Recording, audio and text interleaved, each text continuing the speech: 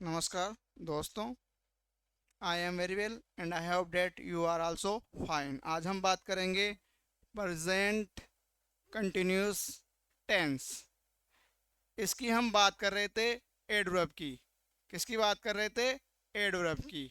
हम इसकी बात कर रहे थे एडवर्ब की कि हमने इसकी एडवर्ब पढ़ी थी। Now, today, tonight, at present, at this time, at moment, now at age, this days. ये हमने कल की क्लास में एडवर्ब लिखी थी। हम बात करते हैं अब हमारे एग्जाम में जो क्वेश्चन पूछे जाते हैं correct form of the verb के, वो किस प्रकार आते हैं। This days I work on a project. Next question की बात करते हैं। At percent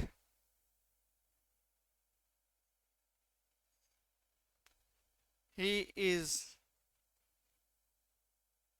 talk his mother.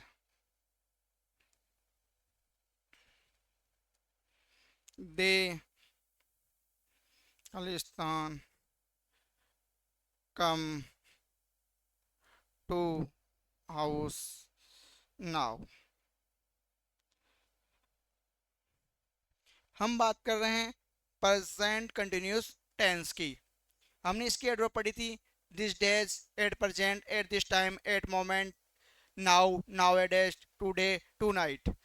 This days I, this days I खालिस्तान वर्क ऑन ए प्रोजेक्ट। यहाँ पे हमें एडवर्ब मिल रही है क्या? This days. क्या मिल रही है हमें? This days. This days, this days, ये हमें एडवर्ब मिल रही है। इससे हमें पता लग रहा है कि ये टेंस प्रेजेंट कंटिन्यूस टेंस का है। खालिस्तान में हम भरेंगे इजारम प्लस विपस्ट में आईएनजी। आई के साथ लिखते हैं एम और विपस्ट में क्या जोड़ेंगे? आईएनजी। तो वर्क का क्या बन जाएगा? वर्किंग। वर्क का क्या बन जाएगा? Working. Next question. At present he talk his mother. तो यहाँ पे हमें एडवर्ब क्या मिल रही है? At present. क्या मिल रही है हमें? At present. तो ये वाक्य प्रेजेंट कंटिन्यूस टेंस का हो गया। हम खालिस्तान में भरेंगे इजारम। ही के साथ क्या आएगा? इज। और टाक का क्या बन जाएगा? टॉकिंग। इसमें क्या जोड़ देंगे? I N G. Next question. They come to house now. इसमें हमें क्या मिल रही है? नाउ।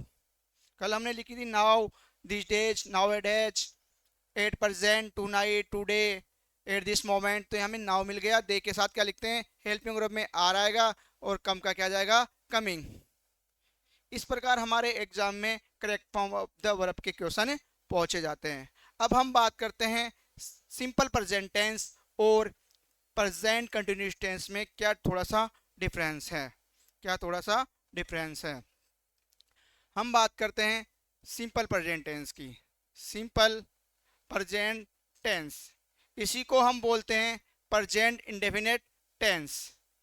दूसरा टेंस हमने पढ़ा है प्रेजेंट कंटिन्यूस टेंस। इन दोनों में हम देखेंगे क्या समानता है और क्या डिफरेंस है। इसकी बात करें प्रेजेंट सिंपल टेंस या सिंपल प्रेजेंट टेंस, इसकी में हमें क्या बताई जाती है? Habit and routine. Habit and routine बताया जाता है। हैबिट एंड रूटीन किस में बताया जाता है? सिंपल प्रेजेंट टेंस में। और बात करें प्रेजेंट कंटिन्यूस टेंस में, तो इसमें टेम्परेरी, टेम्परेरी एक्शन, एक्शन को बताया जाता है। इसमें क्या बताया जाता है? Temporary action present continuous tense में बताया जाता है। प्रेजेंट कंटिन्यूस टेंस में टेम्परेरी एक्शन बताया जाता है जो परिवर्तन होता है। और हैबिट और रूटीन किस में बताई जाती है? सिंपल प्रेजेंट टेंस में बताई जाती है। अब हैबिट के लिए भी कुछ नोट है, हमें लिखना है कि हैबिट के लिए क्या लिखना है हमें? नोट। क्या लिखना है हैबिट के लिए? नोट लिखना है हमें कि नोट में क्या लिखेंगे।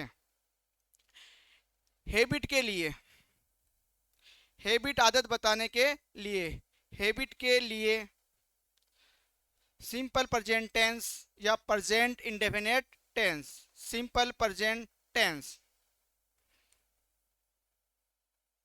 एंड प्रेजेंट कंटिन्यूस टेंस दोनों का यूज किया जाता है। दोनों का यूज किया जाता है। We use simple present tense and present continuous tense to tell about habit. Habit को बताने के लिए हम सिंपल प्रेजेंट टेंस का भी उपयोग करते हैं और प्रेजेंट कंटिन्यूस टेंस का भी प्रयोग करते हैं। अगर हैबिट हैबिट क्या है? पॉजिटिव। हैबिट पॉजिटिव है तो उसके लिए सिंपल प्रेजेंट टेंस का यूज किया जाएगा। सिंपल प्रेजेंट टेंस का यूज किया जाएगा। अगर हैबिट क्या है? पॉजिटिव है तो सिंपल प्रेजेंट टेंस का यूज किया जाएगा। अगर हैबिट क्या है? नेगेटिव सेंस में है, हैबिट नेगेटिव सेंस में है तो हम प्रेजेंट कंटिन्यूस टेंस का यूज करेंगे। किसका यूज करेंगे? प्रेजेंट कंटिन्यूस टेंस का यूज करेंगे। यदि हैबिट पॉजिटिव सेंस में आ रही है, पॉजिटिव अर्थ में आ रही है तो हम सिंपल प्रेजेंट टेंस का यूज करेंगे। और यदि हैबिट नेगेटिव सेंस में आ रही है तो हम क्या करेंगे? प्रेजेंट कंटिन्यूस टेंस का उपयोग करना बेटर होता है। दूसरा नोट लिखना है, मैं पहला लिखा थी हैबिट के लिए हम सिंपल प्रेजेंट टेंस और प्रेजेंट कंटिन्यूस टेंस दोनों टेंस यूज में लेते हैं। But if habit in positive sense then we use simple present tense, and if habit in negative sense then we use present continuous tense. Next बात करते हैं permanent. Permanent state को बताने के लिए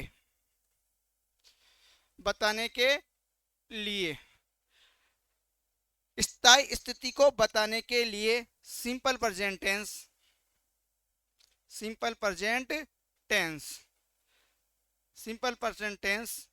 का तथा इसमें कोई परिवर्तन हो, इसमें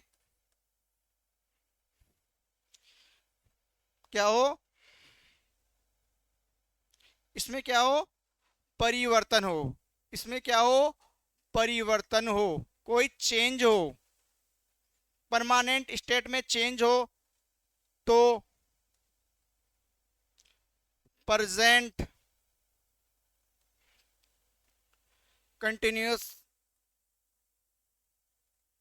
टेंस का यूज किया जाता है। दूसरा नोट हमने ये लिखा है कि यदि परमानेंट स्टेट को बताते हैं, परमानेंट स्थिति को बताते हैं तो हम स्थायी स्थिति को बताने के लिए या परमानेंट स्टेट को बताने के लिए सिंपल प्रेजेंट टेंस का प्रयोग करते हैं। लेकिन यदि परमानेंट स्टेट में कोई परिवर्तन हो रहा है तो उस परिवर्तन के लिए हम प्रेजेंट कंटिन्यूस टेंस का यूज करते हैं। We use simple present tense to tell permanent state, but if permanent state have a change then we use present continuous tense का प्रयोग करते हैं। यदि उसमें परिवर्तन हो रहा है तो हम किसका यूज करेंगे? प्रेजेंट कंटिन्यूस टेंस का यूज करेंगे। फॉर एग्जाम्पल हम बात करते हैं,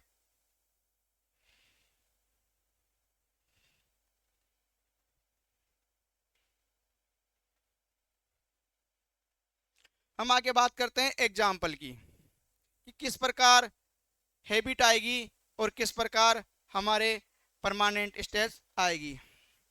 सी यूजुअली खालिस्तान गो टू ऑफिस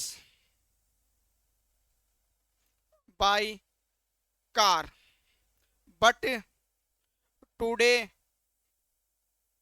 सी खालिस्तान गो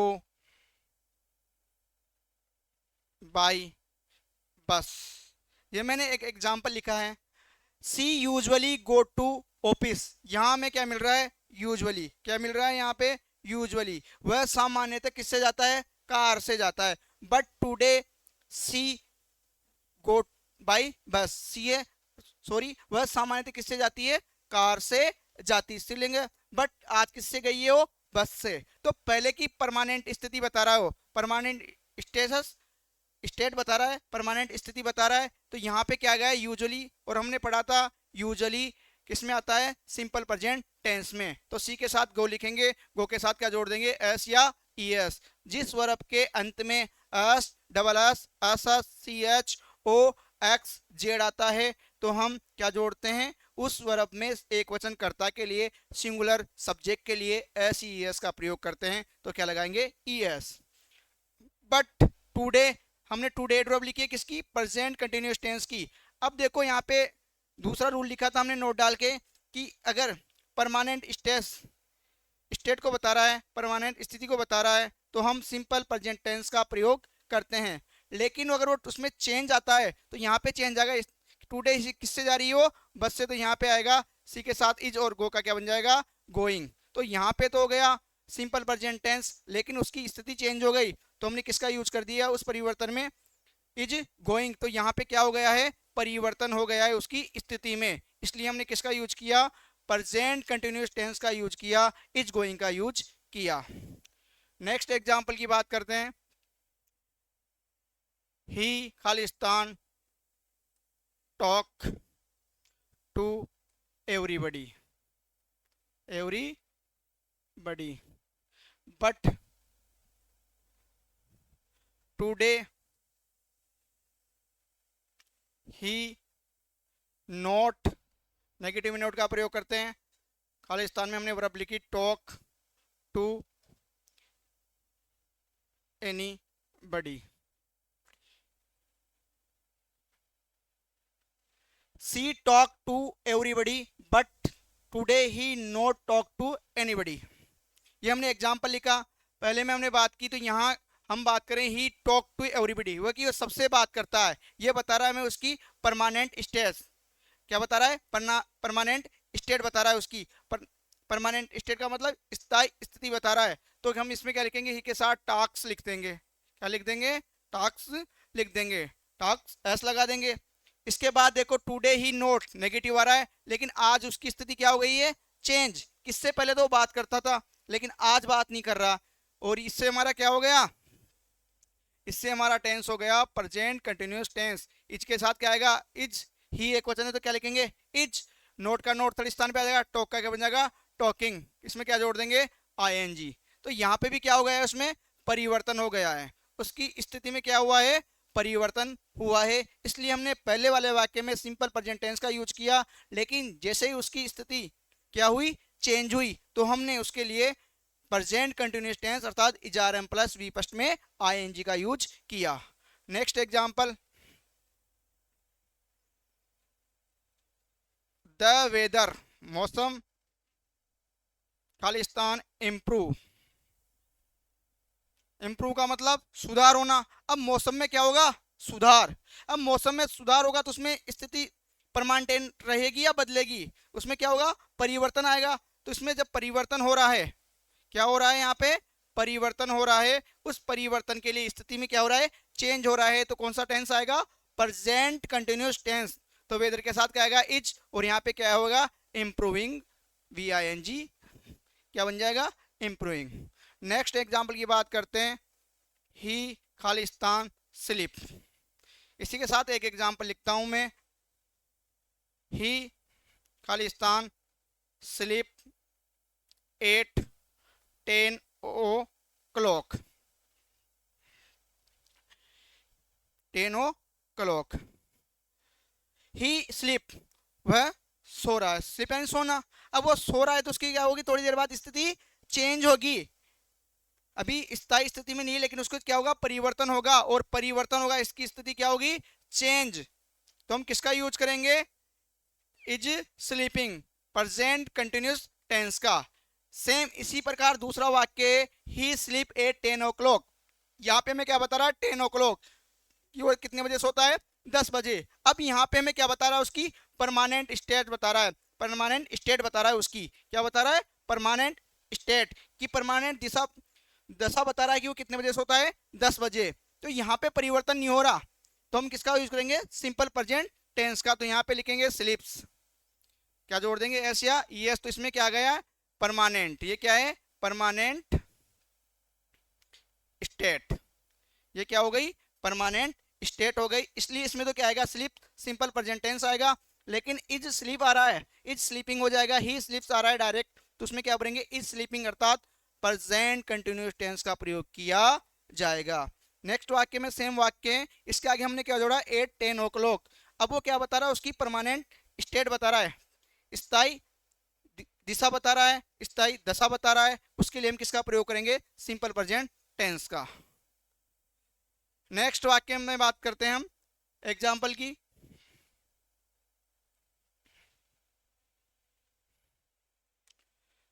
दिस डॉग विदाउट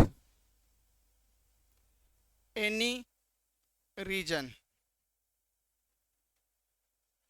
खाली स्थान में हमारे पास दो ऑप्शन है, नेवर बार्क, नेवर बार्क्स, दूसरा है is never barking.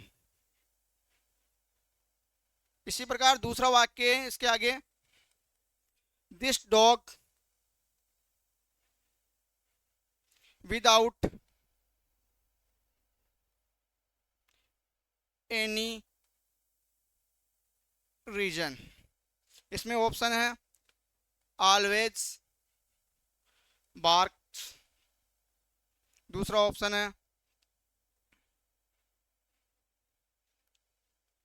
Is always barking. Next example है, ही हिज वाइफ। इसमें ऑप्शन है ऑलवेज क्रिटिसाइज, सेकंड ऑप्शन है इज ऑलवेज क्रिटिसाइजिंग। अब देखो आप example, this dog without any reason, कि यह कुत्ता विदाउट एनी, बिना एनी रीजन, यानी किसी कारण के, यहाँ पे दे रहा है कभी नहीं भौंकता है और वह भौंक रहा है। तो कुत्ते की क्या होती है, हैबिट होती है कि वो बिना कारण कभी भी नहीं भौंकता है। कुत्ता भौंकता है तो उसके पीछे कोई ना कोई कारण होता है। तो उसकी क्या बता रहा है, ये पॉजिटिव हैबिट, क्या बता रहा है, ये पॉजिटिव हैबिट। और हमने पढ़ा है कि पॉजिटिव हैबिट के लिए हम सिंपल प्रेजेंट टेंस का यूज करते हैं। पॉजिटिव हैबिट के लिए किसका यूज करते हैं, सिंपल प्रेजेंट टेंस। तो इसमें क्या जाएगा, नेवर बार्क्स, कि कुत्ता कभी भी बिना रीजन के नहीं भौंकता ही। ये कुत्ते की क्या बता रहा है, पॉजिटिव हैबिट बता रहा है। इसलिए हम किसका यूज करेंगे, सिंपल प्रेजेंट टेंस का। नेक्स्ट वाक्य, दिस डॉग खालिस्तान विदाउट एनी रीजन। ऑप्शन है ऑलवेज यानी हमेशा, बार्क्स यानी भौंकता है, इज ऑलवेज बार्किंग हमेशा भौंक रहा है।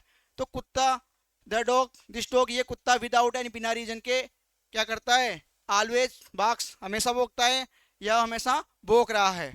तो यहाँ पे देखो कि हैबिट तो बता रहा है वो, लेकिन कौन सी बता रहा है, उसकी नेगेटिव हैबिट। क्या बता रहा है, नेगेटिव हैबिट, क्या बता रहा है, नेगेटिव हैबिट। और नेगेटिव हैबिट के लिए हम किसका यूज करते हैं, प्रेजेंट कंटिन्यूस टेंस का, कि कुत्ता हमेशा भौंकता रहता है बिना कारण के। और पहला था कि कुत्ता कभी नहीं भौंकता है बिना कारण के, तो उसकी ये तो क्या है, पॉजिटिव है, कि कुत्ता जब भी भौंकता है उसके पीछे ना कोई कारण होता है, इसकी पॉजिटिव हैबिट हो गई।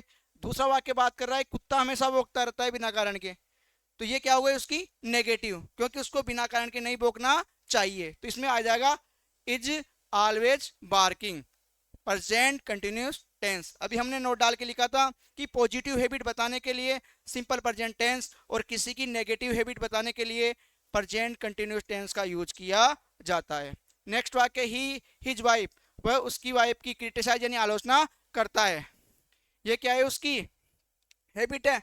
कौन सी है, नेगेटिव हैबिट, कि वो क्या करता है, उसकी वाइफ की पत्नी की आलोचना करता है। तो ये क्या हो गई, उसकी नेगेटिव हैबिट। हैबिट तो है लेकिन कौन सी है, नेगेटिव। कौन सी है, नेगेटिव। कि किसी व्यक्ति को अपनी वाइफ की क्या नहीं करनी चाहिए, आलोचना, लेकिन वो आलोचना कर रहा है तो क्या बता रहा है, उसकी नेगेटिव हैबिट। और नेगेटिव हैबिट बताने के लिए हम कौन सा टेंस काम में लेते हैं, प्रेजेंट कंटिन्यूस टेंस का यूज लेते हैं। आगे बात करते हैं एग्जाम्पल की।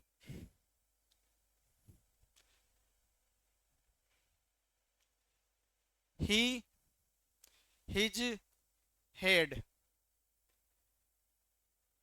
ही हिज हेड ऑप्शन है हमारे पास, लूजेज। सेकंड ऑप्शन है is losing. He his head, कि वह लॉस यानी खो रहा है, हिज हेड यानी अपना सिर को खो रहा है, मतलब वो क्या हो रहा है, पागल साग हो रहा है। ये उसकी क्या बता रहे हैं अपन, उसकी नेगेटिव हैबिट बता रहे हैं कि वो क्या हो रहा है, उसकी क्या बता रहे हैं, नेगेटिव हैबिट, कि वो अपने दिमाग का संतुलन खो रहा है। किसी व्यक्ति को अपने दिमाग का संतुलन नहीं खोना चाहिए। ये तो हो गई पॉजिटिव, लेकिन हम बता रहे कि अपने दिमाग का क्या हो रहा है, संतुलन खो रहा है। तो क्या हो गया, नेगेटिव हैबिट। और नेगेटिव हैबिट बताने के लिए हम प्रेजेंट कंटिन्यूस टेंस का उपयोग करते हैं। तो हमारे पास कौन सा आ जाएगा, इज लूजिंग, इसका आंसर हो जाएगा। ये हमारे जो दोनों नोट लिखे कि पास्ट नहीं, पॉजिटिव हैबिट को बताने के लिए हम सिंपल प्रेजेंट टेंस का यूज करते हैं। और अगर हैबिट नेगेटिव है तो हम प्रेजेंट कंटिन्यूस टेंस का प्रयोग करते हैं। दूसरा नोट लिखा, यदि परमानेंट स्टेट है उसको बताने के लिए सिंपल प्रेजेंट टेंस का प्रयोग करते हैं। और यदि उस परमानेंट स्टेट में क्या हो रही है, परिवर्तन हो रहा है, उसमें चेंज आ रहा है, तो हम प्रेजेंट कंटिन्यूस टेंस का प्रयोग करते हैं। कल हमने पढ़ा था कि सार्वभौमिक सत्य को बताने के लिए क्या करते हैं, सिंपल प्रेजेंट टेंस का यूज करते हैं। इसके बाद हम बात करते हैं आगे स्टेटिव वर्ब्स। स्टेटिव वर्ब्स वो वर्ब्स जो क्या होती है, स्थायी। स्टेटिव वर्ब्स स्थायी वर्ब होती है, उनकी बात करते हैं कि यूजुअली स्टेटिव वर्ब के लिए हम किसका प्रयोग करते हैं, यूजुअली किसका प्रयोग करते हैं, प्रेजेंट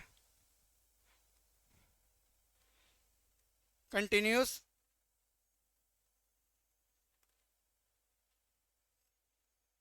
टेंस का प्रयोग होता है। किसका प्रयोग होता है, स्टेटिव वर्ब्स के लिए यूजुअली प्रेजेंट कंटिन्यूस टेंस का प्रयोग होता है। लेकिन सिंपल प्रेजेंट टेंस बेटर यानी बेहतर रहता है। सामान्यतः हम स्टेटिव वर्ब्स के लिए प्रेजेंट कंटिन्यूस टेंस का प्रयोग करते हैं, लेकिन उसके लिए कौन सा टेंस बेटर रहता है, सिंपल प्रेजेंट टेंस। ये क्या रहता है, उसके लिए बेटर रहता है। तो हम बात करते हैं कौन कौन सी स्टेटिव वर्ब्स होती है। हम बात करते हैं कि कौन कौन सी स्टेटिव वर्ब्स होती है। तो हम लिखते हैं स्टेटिव वर्ब होती है, एक तो हियर, हियर का मतलब होता है सुनना। एक होती है स्मेल, सुगंध। एक होती है फील, महसूस करना। एक होती है लाइक, पसंद करना। एक होती है अंडरस्टैंड, समझना। एक होती है लव, प्रेम करना। एक होती है हेट, नफरत करना। एक होती है फॉरगेट, भूलना। एक होती है रिमेंबर, याद करना। एक होती है हैव, रखना। एक होती है वांट, चाहना। एक होती है एपियर, प्रकट होना। एक होती है टेस्ट, स्वाद लेना। ये कुछ क्या होती है, एक होती है बी वर्ब्स, ये स्टेटिव वर्ब होती है, is are am was were. Be verbs किसको बोलते हैं, बी वर्ब्स बोलते हैं is are am was verb. ये बी वर्ब्स होती है। ये क्या कहलाती है, स्टेटिव वर्ब्स कहलाती है। Hear, smell, feel, like, understand, love, hate, forget, remember, have, want, appear, taste, be verbs, ये क्या होती है, स्टेटिव वर्ब्स होती है। इनके लिए हम यूजुअली क्या करते हैं, प्रेजेंट कंटिन्यूस टेंस काम में लेते हैं, लेकिन बेटर रहता है कि हम इसके लिए सिंपल प्रेजेंट टेंस का प्रयोग करें। For example, I am understanding, I am understanding your problem, I am understanding your problem. एक एग्जाम्पल हमने ये लिखा। दूसरा एग्जाम्पल लिखा, he is knowing her very well. तीसरा एग्जाम्पल हमने लिखा, I am having a car. चौथा एग्जाम्पल हमने लिखा, ही इज लविंग बुक्स। अब इनकी बात करते हैं हम। I am understanding your problem, मैं तुम्हारी समस्या को समझ रहा हूं। अभी हमने पढ़ा कि अंडरस्टैंड क्या होती है, hear, smell, feel, appear, love, hate, like, have, want, forget, smell, remember. ये बी वर्ब्स से क्या होती है, स्टेटिव वर्ब्स होती है। हम प्रेजेंट कंटिन्यूस टेंस में इनका यूज करते हैं, लेकिन बेहतर होता है कि हम सिंपल प्रेजेंट टेंस में इनका यूज करें। तो यहाँ एम अंडरस्टैंड की जगह क्या सही रहेगा, अंडरस्टैंड। अंडरस्टैंड फर्स्ट फॉर्म सही रहेगा कि मैं क्या करता हूँ, उसकी समस्या को समझ रहा हूँ, नहीं मैं समझता हूँ। कि I am understanding your problem, इसका अर्थ है कि मैं तुम्हारी समस्या को समझ रहा हूँ। और इसका अर्थ क्या है, आई अंडरस्टैंड योर प्रॉब्लम, मैं तुम्हारी समस्या को समझता हूँ। तो बेटर कौन सा वाक्य हुआ हिंदी में भी, कि मैं तुम्हारी समस्या को समझता हूँ। दूसरा वाक्य, he is knowing her very well, वह उसको अच्छी तरह जान रहा है। इज नोइंग की जगह क्या लिखे हम, केवल नोज। एक वचन क्या जोड़ेंगे, एस ई एस जोड़ देंगे, तो ही के साथ क्या जाएगा, एस या ई एस आ जाएगा। He knows her very well, वह उसको अच्छी तरह जान रहा है, अर्थात सही बेटर क्या होगा, वह उसको अच्छी तरह जानता है। इसी प्रकार I am having a car, यहाँ पे हैविंग लिखा हुआ है, आई एन जी आ रहा है, तो यहाँ पे बेटर क्या होगा, हैव। बेटर क्या होगा, हैव, क्योंकि हैव क्या है, स्टेटिव वर्ब्स है। आई हैव ए कार, मैं एक कार रख रहा हूँ, या बेटर क्या होगा, मैं एक कार रखता हूँ, तो बेटर क्या होगा, have. He is loving books, वह वस्तु पुस्तक से क्या करता है, प्रेम कर रहा है, तो बेटर क्या होगा, इस लविंग की जगह क्या होगा, स्टेटिव वर्ब लव हो, तो क्या आ जाएगा यहाँ पे, लव, की वह किताबों से क्या करता है, प्रेम करता है। नेक्स्ट वाक्य की बात करते हैं, आई रिमेंबर, रिमेंबर, सॉरी इसमें लिखेंगे, I am remembering, I am remembering these days, those days, में उन दिनों को याद कर रहा हूं। नेक्स्ट वाक्य लिखते हैं, आई एम हेटिंग यू। इन दोनों वाक्य की बात करते हैं। I am remembering her, I am remembering those days, मैं उन दिनों को याद कर रहा हूं, तो बेटर क्या होगा, याद कर रहा हूं, नहीं मैं उन दिनों को याद करता हूं, तो रिमेम्बर क्या है, स्टेटिव वर्ब है। इसके लिए हम क्या लिखेंगे, ये बेटर होगा कि हम यहाँ एम रिमेम्बर की जगह क्या लिखे, केवल रिमेम्बर लिखे, सिंपल प्रेजेंट टेंस का यूज करे। आई एम हेटिंग यू, मैं तुमसे नफरत कर रहा हूँ, अरे नफरत नहीं कर रहा, नफरत करता हूँ। आई एम की जगह आ जाएगा हेट। जो हमने लिखी है ये क्या होती है, स्टेटिव वर्ब्स होती है, feel, smell, like, love, hate, be verbs, have, want, forget, remember, feel, smell, appear, ये आदि क्या होती है, स्टेटिव वर्ब्स होती है। हम इनका use usually present continuous tense में करते हैं, लेकिन बेटर किस में रहता है, सिंपल प्रेजेंट टेंस में। अब कुछ जो हमने स्टेटिव वर्ब्स पढ़ी है, इनके दो अर्थ भी होते हैं। एक बात करते हैं टेस्ट की। टेस्ट का एक होता है स्वाद, टेस्ट का अर्थ क्या होता है, स्वाद। ये क्या होती है, स्टेटिव होती है। ये क्या होती है, स्टेटिव होती है। और इसी का अर्थ होता है चकना। इसी का अर्थ क्या होता है? चकना। ये होती है डायनेमिक। ये क्या होती है? डायनेमिक होती है। क्या होती है? डायनेमिक होती है, अर्थात इसमें गति होती है। इसी प्रकार एक होती है स्मेल। स्मेल का अर्थ होता है महक। महक होना, सुगंध होना, ये होती है स्टेटिव। और इसी का दूसरा अर्थ हम क्या लगा सकते हैं? सूंघना। स्मेल का अर्थ क्या लगा सकते हैं? सूंघना। ये हो जाती है डायनेमिक। क्या हो जाती है? डायनेमिक, अर्थात गति वाली। तीसरी बात करते हैं हियर। हियर का अर्थ होता है सुनना। ये होती है स्टेटिव। अगर ये हीरिंग लिखा हुआ जाए, क्या लिखा जाए? हीरिंग, तो इसका अर्थ होता है सुनवाई। इसका अर्थ क्या होता है? सुनवाई। ये क्या होती है? डायनेमिक। इसी प्रकार एक होती है फील। इसका अर्थ होता है महसूस होना। ये तो होता है स्टेटिव। और अगर इसका अर्थ लिया जा रहा है महसूस करना,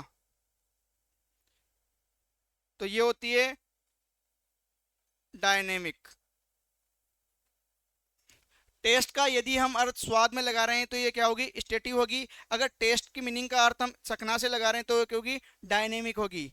यदि हम स्मेल का अर्थ महक होना से लगा रहे हैं, सुगंध होना से लगा रहे हैं तो स्टेटिव होगी। यदि हम स्मेल का अर्थ सूंघना लगाएं तो क्या हो जाएगी? डायनेमिक हो जाएगी।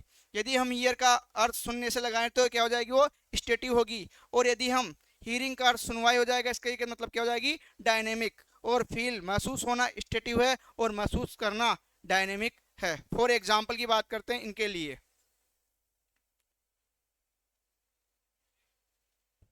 The flowers smell oblique are smelling good.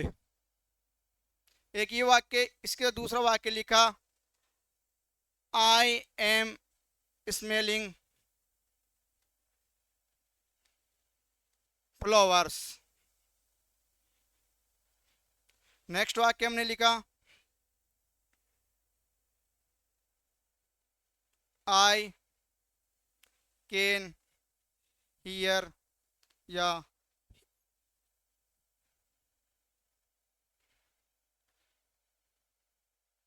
I hear. लिख सकते हैं अपना आई आई हियर, या लिख सकते हैं एम हीरिंग इट, या लिख सकते हैं आई आई की जगह देखो द जज। द जज इज हायरिंग द केस। ये हमने कुछ एग्जाम्पल लिखे हैं स्टेटिव और डायनेमिक के। The flowers smell are spelling good. Flowers, फूलों की क्या है? सुगंध अच्छी है। उनकी क्या है? महक अच्छी है। तो यहाँ पे क्या आएगा? ये राइट रहेगा। आर स्पेलिंग, उसके सूंघना क्या है? गलत हो जाएगा। दूसरा है आई में स्मेलिंग, मैं क्या कर रहा हूँ? सूंघ रहा हूँ किसको? फ्लावर्स को। तो यहाँ पे आर एम स्पेलिंग दे रखा है, एम स्मेलिंग दे रखा है, ये सही हो जाएगा। क्योंकि यहाँ पे स्मेल का अर्थ क्या है? महक। कि फूलों की महक क्या है? अच्छी है। यहाँ पे स्मेलिंग का अर्थ क्या है? सूंघना। तो ये तो हो गया dynamic. I am smelling flowers, में क्या कर रहा हूँ? फूलों को सूंघ रहा हूँ। और यहाँ है कि फ्लावर की स्मेल क्या है? महक, जो सुगंध क्या है? अच्छी है। दूसरा वाक्य I hear am hearing T, मैं उसको सुनता हूँ या मैं उसकी सुनवाई कर रहा हूँ। तो यहाँ पे सही क्या होगा? ये सुनना, हियर सही होगा। हियरिंग क्या होगा? यहाँ पे हियरिंग क्या हो जाएगा? गलत।